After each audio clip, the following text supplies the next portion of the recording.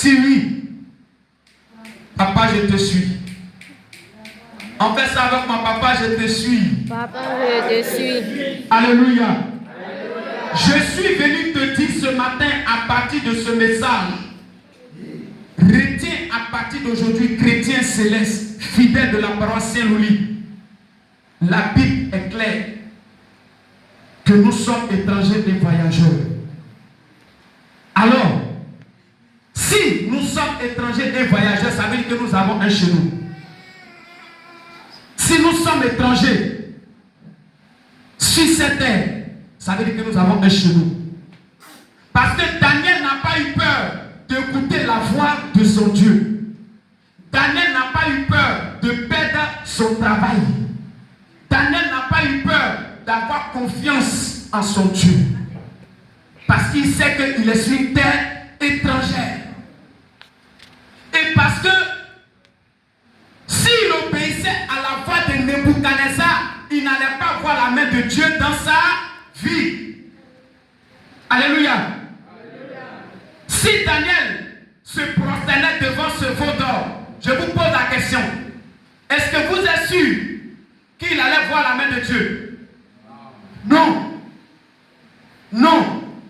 Impossible. Mais parce qu'il sait qu'il est sur une terre qui ne l'appartient pas, mais il est parti pour un travail. Parce que dans leur village, on est allé les prendre, on est allé les recruter pour les envoyer à Babylone. Selon l'intelligence qu'ils avaient, le roi dit c'est vous qui allez travailler pour moi. Ok, tu m'as envoyé pour travailler, ça s'arrête là. Mais tu veux m'obliger à adorer toi, ton Dieu, qui ne parle pas. Ton Dieu qui ne voit pas. Ton Dieu qui n'entend pas. Le vautour ne parle pas. Alléluia. Et donc Daniel s'est rappelé des conseils, sinon des lois de son Dieu et des instructions que Dieu leur a données. C'est ainsi que par la bouche de Moïse, le Seigneur dit, voilà les 10 commandements. Voici ce que vous devez faire, voici ce que vous ne devrez pas faire. Alléluia. Et donc il était confronté à une situation. Est-ce fallait obéir à Nebuchadnezzar ou est-ce fallait désobéir à Nebuchadnezzar? Mais il a préféré se rappeler des lois de son Dieu. Parce que son Dieu lui a dit, ne te prosterne pas devant une statue. Parce que moi, ton Dieu que tu pries, je parle. Quand tu me parles, je t'entends. Je te vois. Je te goûte. Voici ce qui lui est arrivé. Alléluia. Parce qu'il a désobéi au roi. Le roi décide de les tuer. Le roi décide de les tuer. Alléluia. Mais la parole dit que la confiance qu'ils ont mis en Dieu, cette confiance-là a attiré la force, sinon la gloire, sinon la puissance de Dieu pour les libérer du mal qui était programmé sur leur vie. Alléluia. Je vais te poser la question ce matin. Est-ce que tu penses que tu as confiance en Dieu? Est-ce que tu penses que tu as confiance en Dieu? Tu réponds oui, mais tout à l'heure, je vais te démontrer que tu n'as pas confiance en ton Dieu. Alléluia. Daniel n'a pas eu peur de ce que une personne peut tuer le corps, mais ne peut pas tuer l'âme. Lorsque le roi a donné qu'on les jette dans la fournaise ardente, ce qui s'est passé, c'est que le feu a reconnu Daniel. Alléluia. Le feu a reconnu Daniel. Quelqu'un pour prendre le test. On va aller, on appelle ça, sur les différents mots pour que vraiment, voilà, on soit imprégné. Daniel a été reconnu par le feu parce que simplement il a désobéi à un homme pour que il respecte son Dieu ou pour qu'il honore Dieu. Voici ce que l'homme a décidé de faire à sa vie. L'homme a échoué. Le roi Nebuchadnezzar a échoué ses mauvaises œuvres sur la vie de Daniel parce que Daniel a eu confiance en son Dieu. Alléluia. Ce qui s'est passé là, je vous explique.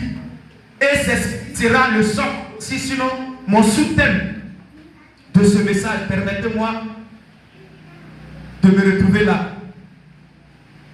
Daniel n'a pas eu peur de ce que le roi allait le faire, mais il a eu plutôt peur de ce que Dieu allait le faire. Il refuse. Le feu qui n'a pas consumé consumé Daniel. Le feu n'a pas consumé Daniel parce que le feu a vu en Daniel Jésus-Christ de Nazareth. Alléluia. Le feu n'a pas pu avoir le pouvoir sur Daniel. Parce que quand je vous explique par moment où je vous dis, derrière l'eau, il y a un esprit. Le vent que vous voyez qui nous siffle, il y a un esprit. La terre que vous voyez, il y a un esprit. Derrière la maladie, il y a un esprit. Derrière la faim, il y a un esprit. Derrière tout ce que vous pouvez imaginer, il y a des esprits qui commandent ces choses. Alléluia. Alléluia. Alléluia. Donc, ce que Daniel a recherché, c'est qu'il a recherché l'approbation, le mandat de son Dieu. Si son Dieu l'a aimé tel qu'il est, le monde n'a qu'à se lever contre lui. Lui, ce qui en lui est plus fort que tout. Alléluia.